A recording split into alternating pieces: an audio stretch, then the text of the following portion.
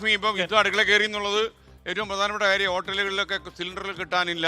അപ്പോൾ നമുക്കൊരു കാര്യം ചെയ്യാലോ, നമുക്കൊരു ഈ ഗ്യാസ് സിലിണ്ടർ വേണ്ടാത്ത ഒരു ചായ കടയിൽ പോയിട്ട് ഒരു ചായ കഴിച്ചാലോ. അപ്പോൾ ഹാഷ്മി പറയാനുള്ള കാര്യവും നമുക്ക് നടന്നുകൊണ്ട് സംസാരിക്കുകയും ചെയ്യാം. ഒരു ചായക്കട ഇവിടെ നമ്മൾ ഒരു ചായക്കട വെച്ചിട്ടുണ്ട്. അതായത് ഈ തെരഞ്ഞെടുപ്പ് എന്തോന്നര യുദ്ധം എന്ന് ആരെങ്കിലും വിചാരിച്ചാൽ അല്ല, ആൾക്കാർ ധരിച്ചെന്ന് പറയും. ധരിച്ചാൽ അവിടെ കിടന്ന് 2 രാജ്യങ്ങളും അടിച്ചാൽ നമുക്ക് എന്തോടെ അല്ല. ഇന്ന് ധർമ്മടത്ത് മുഖ്യമന്ത്രി ഇപ്പൊ നമ്മുടെ ചേട്ടന് ചായക്കട വന്നിട്ടുണ്ട്. ചേട്ടനെ അറിയാമോ? ചേട്ടനാണ് കൃഷ്ണകുമാരൻ. നമസ്കാരം. നമസ്കാരം ചേട്ടാ. കൃഷ്ണകുമാരൻ എന്ന ചേട്ടന്റെ പേര്. ചേട്ടൻ കുറച്ച് കാലമായിട്ട് നമ്മുടെ ഈ മണ്ണിയിട്ട് ടൊൽക്ക വിസാര എടുത്ത് ചായക്കട നടത്തുന്നത്. ചേട്ടാ ജീവിതമൊക്കെ എങ്ങനെ? നമസ്കാരം. ജീവിതമൊക്കെ എങ്ങനെ പോകുന്നു? ഓക്കെ. എന്തൊക്കെയാ ഇപ്പൊ ഗ്യാസ് ഇല്ലാത്തതുകൊണ്ട് പ്രശ്നമല്ലോ ഉണ്ടോ? ഒരു പ്രശ്നമില്ല, അത്യാവശ്യം ഞങ്ങൾക്ക് ഗ്യാസ് കിട്ടുന്നുണ്ട്.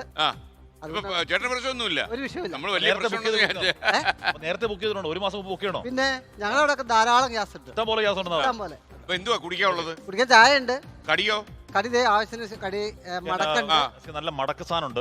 ദിലീപിന് മടക്കി കൊടുത്താലോ? നല്ല സുഖിയനുണ്ട്. നല്ല വെട്ടേക്കുണ്ട്.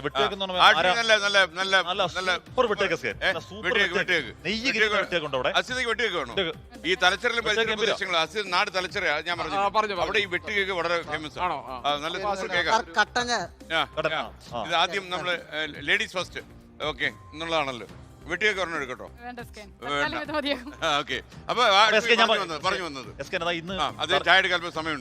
ധർമ്മടത്ത് മുഖ്യമന്ത്രി സംസാരിക്കും. ധർമ്മടത്ത് മുഖ്യമന്ത്രി പറയുന്നുണ്ട്, അതായത് എന്ന് പറഞ്ഞാൽ നമ്മുടെ ഈ പാചകവാത ക്ഷാമം നമ്മുടെ തെരഞ്ഞെടുപ്പിലേക്ക് വരികയാണ്. അതിന് കാരണം ഇന്ത്യ പാചക പൈപ്പ് ലൈൻ സ്ഥാപിക്കുന്നതിൽ ഇന്ത്യ സർക്കാർ വരുത്തി വീഴ്ച പറയുന്നുണ്ട്. എസ്കേൻ അത് പോട്ടെ, അത് വേറെ കാര്യം. എസ്കേൻ ഇവിടെ അക്ഷരാർത്ഥത്തിൽ കുടുങ്ങി എന്നാണ് യാഥാർത്ഥ്യം. ഇറാനെ അങ്ങേയറ്റം അണ്ടർ എസ്റ്റിമേറ്റ് ചെയ്തു അമേരിക്കയും ഇസ്രയേലും എന്നാണ് യാഥാർത്ഥ്യം. എസ്കേൻ അവിടെ എന്ന് പറഞ്ഞു കഴിഞ്ഞാൽ ഇറാനിലേക്ക് 4 ദിവസം കൊണ്ട് ഈ പറഞ്ഞ ആക്രമണം അവസാനിപ്പിക്കും എന്ന് പറഞ്ഞു പോയി. 4 ദിവസം കഴിഞ്ഞാൽ ഇന്നിപ്പോ 20ാം ദിവസം പൂർത്തിയാക്കി മുന്നോട്ടൊക്കെ യുദ്ധം പോകുന്നുണ്ട്.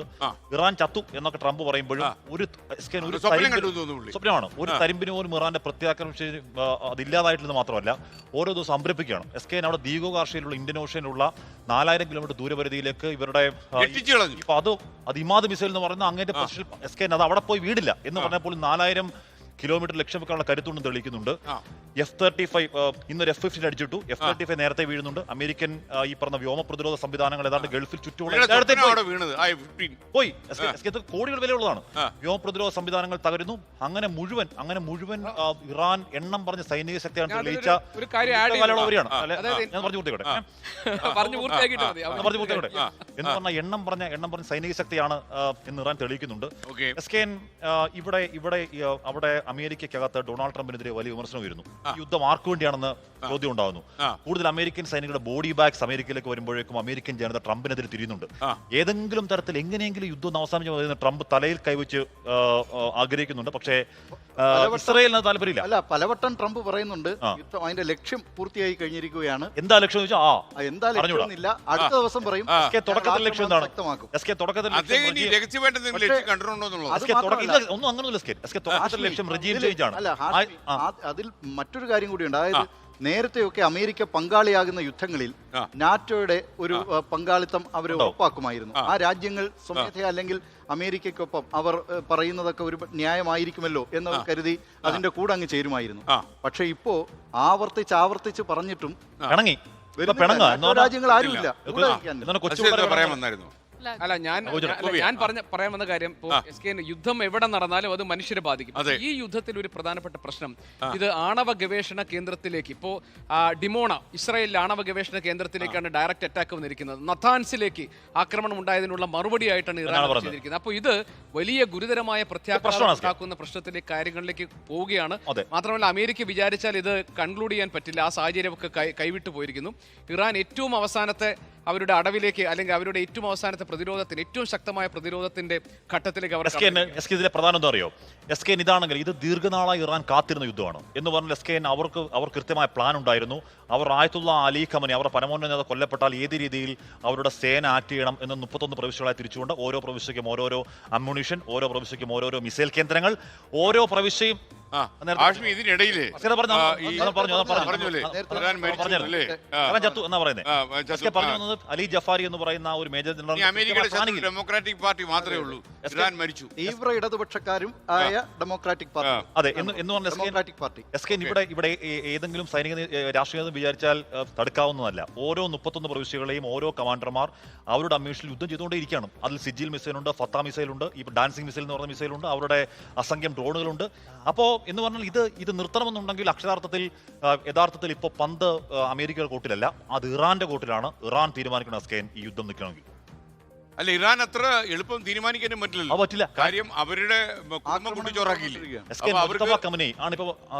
ഖമനയുടെ അച്ഛൻ മരിച്ചു, അദ്ദേഹത്തിന്റെ ഭാര്യ മരിച്ചു, അദ്ദേഹത്തിന്റെ മക്കൾ മരിച്ചു, അദ്ദേഹത്തിന്റെ സഹോദരൻ മരിച്ചു. അദ്ദേഹം ഒറ്റ മനുഷ്യനാണ്. അദ്ദേഹം പകയുടെ ആൾരൂപ നിൽക്കുകയാണ്. അയാളുടെ യുദ്ധം നിർത്താൻ നിർത്തുക. അതിൽ ഒരേ ഒരു കാര്യമുണ്ട്. അയത്തുള്ള അൽ ഖംനൈ കൊല്ലപ്പെട്ടതോടുകൂടി തന്നെ ഈ യുദ്ധത്തിന്റെ നിയന്ത്രണം അമേരിക്കയുടെയും ഇസ്രായേലിന്റെ കയ്യിൽ നിന്ന് പോയി. കാരണം ഇനിയുള്ളതൊക്കെ ഏറ്റവും ശക്തമായ പ്രതികാരത്തിന്റെ പിന്നെ മറുപടിയാണ്. അതല്ല ഗോപി, മാത്രമല്ല ഈ അമേരിക്കയ്ക്ക് ഒരു പാവ സർക്കാരിനെ പെട്ടെന്ന് പ്രതിഷ്ഠിക്കാമെന്നുള്ള തോന്നലും ഈ മരണത്തോട് ഇല്ലാതായി. കാരണം എന്തായാലും ഒരു അനുതാപമുണ്ട്. നല്ല വെട്ടുക കുറച്ച് ഒരു വെട്ട് കഴിക്കാം, ഒരു കുഴപ്പമില്ല, കുറച്ച് കഴിക്കും അങ്ങോട്ട്. അപ്പൊ ദിലീപേട്ടനോട് ഒരു പാതി വെട്ട് കഴിച്ചാൽ പിന്നെ എനിക്കില്ല, കുഴപ്പമില്ല, അടുത്തെടുക്കാം നമുക്ക്. ഇവിടെ ആണോ എടുക്കുക, കഴിക്കാം അങ്ങോട്ട്. ഇഷ്ടംപോലെ വെട്ടുക, 5-6 വെട്ട് കഴിക്കാം.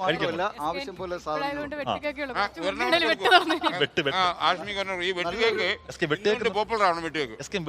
ക്ലാസിക്കൽ സാധനമാണ്. അത് ചരിത്രാതീത കാലം സൂപ്പർ സാധനം എസ്കേ എന്ന് പറഞ്ഞാൽ ഇത് ഒരുപാട് ആരാധനയുള്ള ഐറ്റം സാധനം. പറഞ്ഞു വന്നതല്ല, നമ്മൾ പറഞ്ഞു വന്നത് എസ്കേൻ. അതായത് യുദ്ധം തീർക്കണം എന്നുണ്ടെങ്കിൽ എവിടെങ്കിലും ഇടപെടൽ ഉണ്ടാവണം.